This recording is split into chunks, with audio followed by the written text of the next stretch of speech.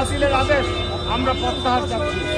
এই ব্যাপারে আমরা দীর্ঘদিন যাবৎ আন্দোলন সংগ্রাম করছি, কিন্তু আজকের সরকারের পক্ষে আমাদের মাননীয় প্রধান উপদেষ্টা আমাদের দুইটি বিষয়ে উনি নির্দেশ দিয়েছিলেন গত বছরের সেপ্টেম্বর মাসে, অর্থাৎ উনি যখন আগস্টে দায়িত্বে আসেন পরের মাসে উনি আমাদের এই নির্দেশটা দিয়েছিলেন যে এই দুটি বিষয়, একটা আপনি বাগানটেক পুনর্বাসন প্রকল্প সহ বস্তিবাসীদের পুনর্বাসন, আরেকটা হচ্ছিল শহীদ পরিবারের দীর্ঘদিনের পাওনা টাকা, যেটা কিনা কল্যাণতা বাজারে আমরা প্রায় 8,000 কোটি টাকা সরকারের কাছে পাওয়া হয়েছে।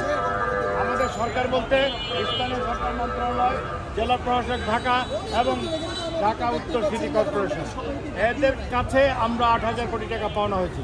এখন দুর্ভাগ্য আমাদের যে এই নির্দেশ, কোর্টের নির্দেশ আছে আমাদেরকে 2 মাসের মধ্যে টাকা দেওয়ার জন্য, কিন্তু প্রধান উপদেষ্টার নির্দেশ আছে আমাদের বিষয়টা সমাধান করার জন্য। উনি লিখিতভাবে ওনার কার্যালয় থেকে নির্দেশ দিয়েছেন, কিন্তু দুর্ভাগ্য এই আমলারা, ভূমি মন্ত্রণালয়ের আমলারা, স্থানীয় সরকার মন্ত্রণালয়ের আমলারা, জেলা প্রশাসক বলেন এবং আপনি উত্তর সিটি কর্পোরেশনের কর্মকর্তাদের কথা বলেন, তারা আমাদের কাছে ঘুষ দাবি করছে। আমরা একটা শহীদ পরিবার, আমার বাবা মুক্তিযুদ্ধে শহীদ হয়েছিলেন, উনি হাজার হাজার কোটি টাকার মালিক ছিলেন, উনি এই দেশে থেকে লড়াই করেছেন। আমার 2 আপন মামা, তারা এই দেশে লড়াই থেকে তারা শহীদ হয়েছেন। আমার পক্ষে আমার টাকা দিয়ে আমরা কি করেছি, এই বাসানটেক বস্তি পুনর্বাসনে 15,000 অ্যাপার্টমেন্ট বানাচ্ছিলাম। এখানে সরকারের কোনো একটি টাকা নাই, এখানে কোনো ব্যাংকের একটি টাকা নাই। সমস্ত টাকা আমার পরিবারের আত্মীয় স্বজনের এবং সাধারণ গরিব দুঃখী খেটে খাওয়া এই মানুষদের টাকা দিয়ে আমি করেছি। সরকারের সমস্যা কোথায়? সরকার পারলে আরেকটা প্রজেক্ট করে দেখাতো, এখনও করুক না আরেকটা প্রজেক্ট। কিন্তু আমরা যেটা করছি সেটা কেন তারা করতে দিচ্ছে না, এই কেনর জবাবের জন্য আজকে আমাদের রাজপথে নামতে হয়েছে। আপনাদের সহযোগিতা চাইতে হচ্ছে, পুরা দেশবাসীর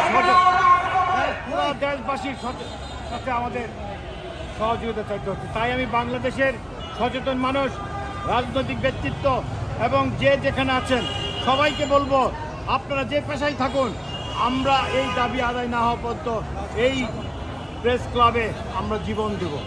আমরা ঘরে ফিরে যাব না। আপনারা 2 ভাবে আমাদের সাহায্য করতে পারেন।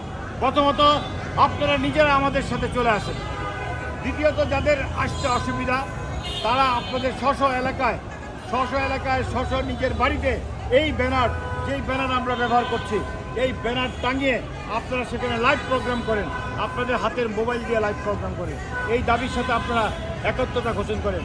আমাদেরকে মনে রাখতে হবে, 24-এর যে স্বাধীনতা, যে স্পিড এই দেশের মানুষ দেখিয়েছে, সেটা ম্লান হয়ে যেতে পারে না। আমাদের পূর্ব আকাশে আবার সেই ঘনকাটার দেখা দিচ্ছে এদেশের মানুষের স্বাধীনতা, এদেশের মানুষের বাক স্বাধীনতা নষ্ট করার জন্য। আমরা জনতা আবার আমরা একসাথে একমত হই, আমরা এই সংগ্রামটাকে আছেন, আমরা সবাই মিলে এটাকে সফল করি। মনে রাখবেন, শহীদ মুক্তিযোদ্ধা পরিবার আজকে পথে নামতে বাধ্য করা হয়েছে। 53 বছর ধরে আমরা কিন্তু আমাদের অধিকার পাচ্ছি না। এটা আমাদের টাকা, এটা কোনো দানের টাকা না, আমাদের সম্পদ। এই বিজয় সরণি 1 বিঘা জায়গার মতো, যার ক্ষতিপূরণ আসছে 8,000 কোটি টাকা। আমি টাকা দিয়ে কী করি? আমি টাকা দিয়ে বাংলাদেশের বস্তিবাসী সাধারণ গরিব দুঃখী মানুষের জন্য জীবনমান উন্নয়নের জন্য বাসানটেকের মতো প্রজেক্ট বানাই। যেই প্রজেক্টে সরকারের 1 টাকা লাগে না, যেই প্রজেক্টে কোনো ব্যাংকের থেকে 1 টাকা নেওয়া লাগে না, এটা ব্যক্তি মালিকানা। ঠিক আমি এখনও বলছি, এই 8,000 কোটি টাকা আদায় হলে আমি কী করবো? এই দেশের সাধারণ মানুষের জন্যই কাজ করব। 100 কোটি টাকার আমি একটা গরিব মানুষের আত্মকর্মসংস্থানের জন্য সুদমুক্ত আমি ঋণের ঘোষণা দিয়েছি। আমি অন্য জায়গায় বস্তি পুনর্বাসনের জন্য আমার টাকা বিনিয়োগ করব।